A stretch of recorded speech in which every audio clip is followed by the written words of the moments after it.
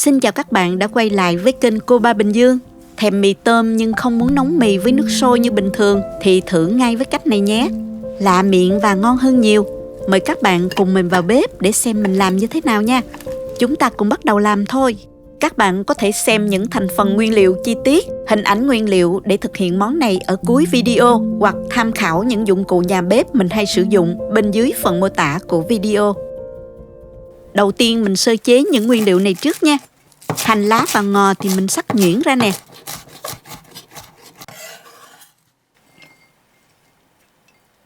Mình sử dụng 2 cây xúc xích cắt lát nhỏ như thế này.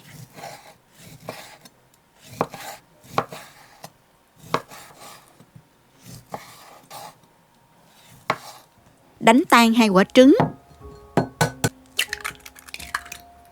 Nêm vào đây 1 muỗng cà phê bột nêm và một chút tiêu.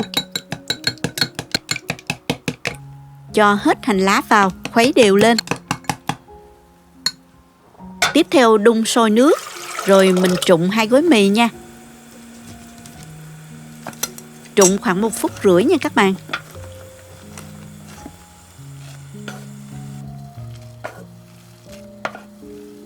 Đến khi mì mềm là mình vớt ra ngay cho ráo.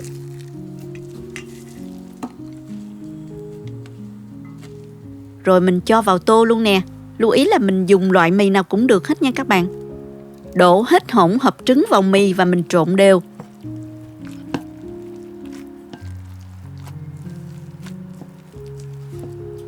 Chuẩn bị một cái chảo phẳng, cho một ít dầu ăn vào chảo. Bật bếp cho dầu nóng, rồi mình cho mì vào. Dàn phẳng để mì được chín đều nha.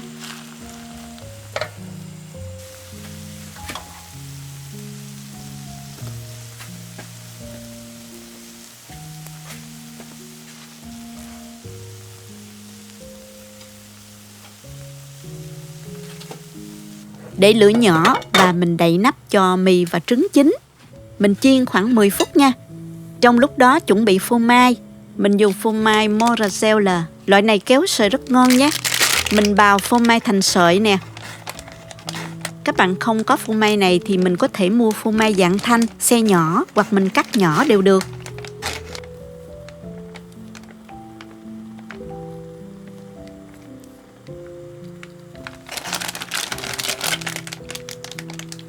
Mì đã chín mặt dưới, mặt trên se lại như thế này thì mình úp ra đĩa, rồi cho ngược lại vào chảo để chiên chín mặt trên nha. Mặt trên mình quét đều 2 muỗng canh tương cà.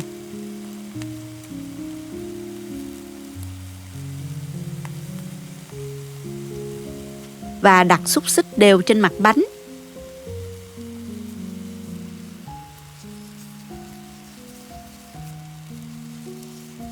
Cuối cùng trải một lớp phô mai lên trên cùng.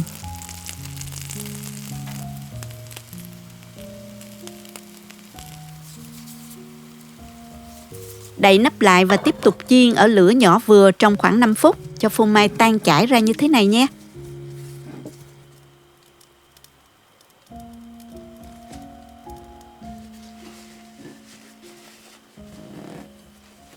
Vậy là món bánh pizza mì tôm nhanh gọn hấp dẫn của mình đã xong rồi đấy các bạn. Dọn ra đĩa và cùng thưởng thức thôi.